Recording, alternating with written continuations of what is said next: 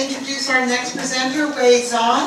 He is a health assessment and epidemiology statistician in Chengdu, China Center for Disease Control and Prevention. Mr. Zeng was part of the team that dealt with the Sichuan earthquake in 2008. He was part of the public health response and recovery team, and in fact spent several months on site directing operations. Since 2007, Mr. Zeng has served as the program manager for a project he's going to talk to us about today, which is a program prevention program for Chinese high school students in Chengdu. This project is part of a collaboration between the CTU School of Community and Global Health and the Chinese public health personnel. Mr. Zeng.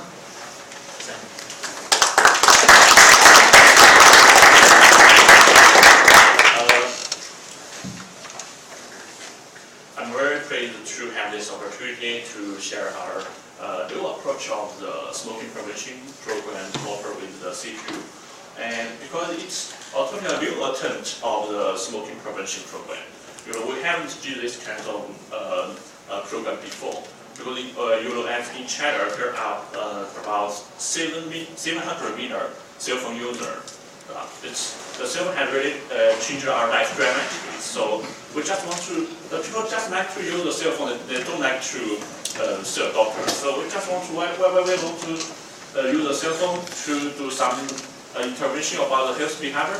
So here is the reason why we just I'd like to share this program with us. Here's a brief introduction of our city. Maybe some of you have already gone through Beijing, Shanghai, but Chengdu is kind of through the true China. Because Chengdu is up in the southwest of China, and Chengdu is the capital city of the Sichuan province. And this city was divided into 20 districts, and you can imagine that 10 million people live in our cities. It's a big city. And although it means that 10 million people live in our city, but that's in total, there are 3 million people that smoke every day. That means active smoker. 3 million, and all the cigarettes they consume in our city, that's equal to the newest BMW sport cars. So it's amazing. In our country, there are about 300 million active smokers. The CTU and HR cooperate with us to smoking prevention program in the middle school in 2008. But in 2003, we also did an investigation about the smoking prevalence rate in our city, and we found that in the academic school, it's just in the middle school, about 30% smoke. There's active smoker, and in the vocational school, the prevalence rate is about 24%. And we also did a 3-year track survey about the students, and we found the smoking rate continuously increased, especially in the vocational school. We found that when the students just in the grade 10, the smoking rate is only about 12%. And when they moved into the grade 12, just after 3 years, and the smoking rate is about 14%. So that's about 30% students began to smoke when they are in the middle school. And in 2008, the CTU and HR cooperated with us to do an intervention program about smoking intervention. And we recruited the students from the Sichuan University to be a health educator and group leaders. And all the health educator and group leaders, after training, they need to deliver 10 lessons to the class in the middle school. And all the students in the class was divided into several groups with the size of 5 to 8 students. And all the students need to develop a poster about the smoking prevention. And when they finish our program, here is some poster the students finished. I need to mention you, all the poster is not made up by the computer. It's made up of the students by the painting. They just painted all the posters. Look at the bottom of this. Maybe the unborn baby said to her mother, I couldn't bear it. Mom, please stop smoking. Yes. We also have several posters, and we also did the posters competition. And in 2008, we did a new approach of smoking prevention program. It's in a traditional way, the students just reserve the information in the class, but we also we give the students cell phones, and the students can receive the information out of the class. They also can share information with other students about smoking prevention. So it's a kind of model conversion. You know that in our country, the traditional educational model is just that the students just need to receive the information from the class and do the homework. And now we convert this model to this new model, as the students they not only receive the information in the class, they also can receive the information out of the class. They also can share the information about smoking prevention with the other students by the cell phones.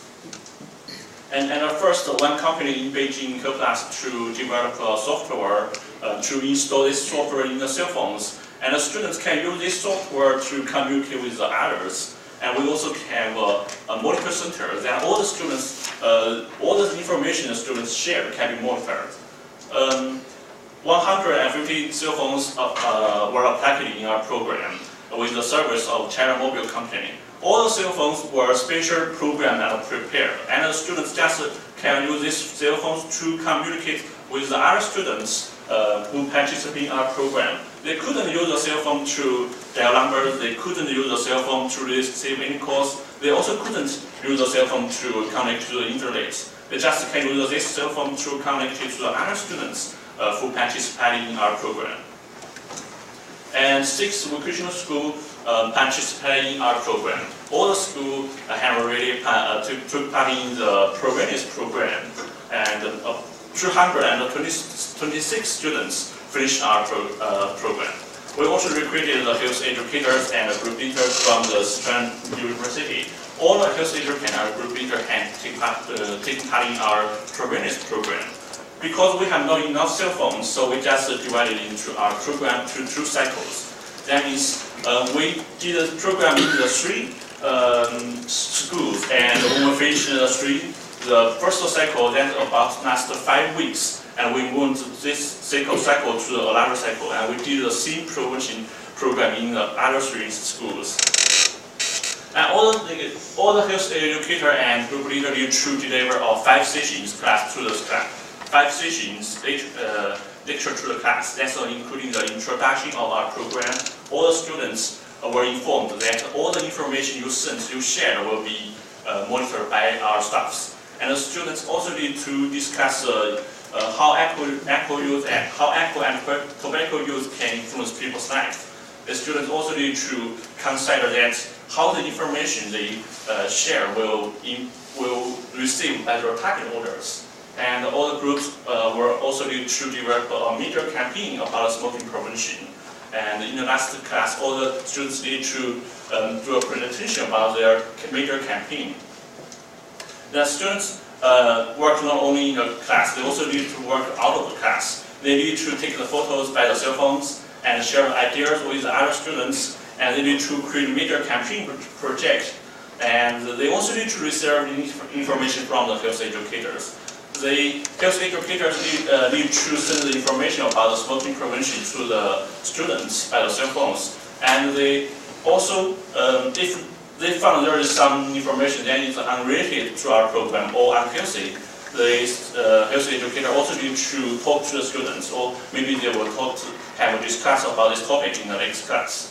And in our center, there also is a monitor center. That means all the information of the students, including the student's name, the stature, the information shared, will be monitored by our staffs. We need to filter the unhealthy information the students share. And so our staff need to monitor all the information in the whole day. Here is some materials of the students share. That includes the photos, the audio, the video. This is a kind of special program in the cell phone. They can use the cell phone to send a message. They also can share the photos, audios, videos with the other students. And here's one of the major campaign project the students finished. That means, do you want to explore what appeals to you? That means include the age, figure, beauty, and the skin. the impacts of the program, because it's a totally new approach of the smoking prevention. We haven't did this before, and first, some of the parents of the students, they wouldn't like to allow their students to participate in our program. They think maybe the cell phone will have some side effect to the students' study. So would you choose our program to the students' parents? And when we finish the program, the student parents, some of the student parents have really changed the attitude to the cell phone's use. We were also successfully to enlarge our project influence, and also gives a massive cover of the media. From the internet, the TV station, the newspaper has several reports of our programs, and also caused more public concern about the smoking prevention challenges. First is the software world. If the students want to share the information with the other students, they need to log in the system. But the students couldn't log in the system in the whole day, so sometimes they will miss the information, some information the other students shared. So sometimes they also wouldn't like to log in the system, so they couldn't receive the information from the health educator. The most important challenge of our program is the compliance, especially the student smoker. Some of the smokers, they think this program was about them. They wouldn't like to participate in our program. They also wouldn't like to share the information about smoking prevention with the other students. They don't like to receive any information about the smoking prevention. The third is the program unrelated use. Because the students can use the cell phones to share the information, some health information, some useful information about smoking prevention. They also can use the cell phone to share some unhealthy information with the others. So we have not enough time to monitor all the information in the whole day. So I think maybe it's a side effect of this program. Sometimes they like to use the cell phone to chat with the others. They like to use the cell phone to share some unhealthy information. So the last one is the cell phone is lost. We had more than 200 students finish our program, and last we lost 4 cell phones. I think it's acceptable. And we didn't ask the students to compensate for this. First when we talked to the students, if you lost a cell phone, you need to compensate for it. I think no students would like to participate in our program. And if we talk to the students, if you didn't compensate for the cell phones, if you lost it, I think maybe most of the cell phones were lost. And last, because it's the summary, because it's totally a new approach of the smoking prevention program. We didn't do this before, so I think it's unavoidable to that there is some challenges or problems in our program. So I trust that only the constant innovation can guarantee the social development. So here is the reason why I like to share our program with the others. And thank you.